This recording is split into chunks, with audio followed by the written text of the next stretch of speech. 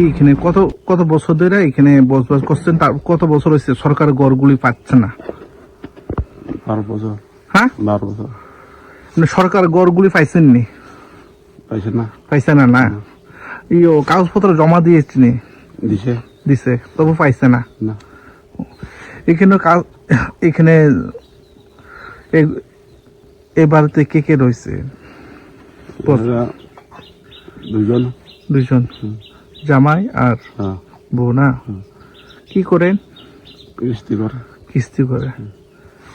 তারপরে জীবনে ঝুঁকি নিয়ে এভাবে ভাঙা ঘরে এভাবে বসবাস করছেন।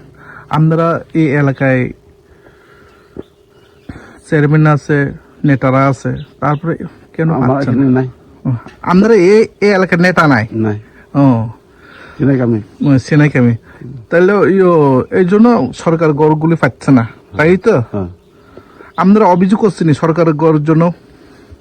আমি যদি করে হয়তো জীবন থেকে হসে এই না আর কি। রেশন কার্ড, জব কার্ড গুলি সবগুলি আছে তো? আছে। আছে না? এই এলাকার নাম কি? বেলফাং।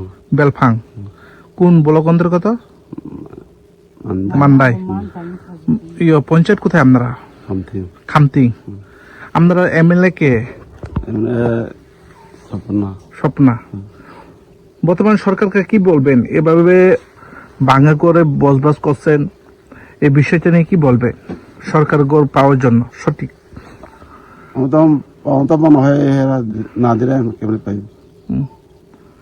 কপালে মিলিনি না? যে দিদির নাম কি? বানুমতি। বানুমতি। বানুমতি রূপিণী। রূপিণী। অসংখ্য ধন্যবাদ।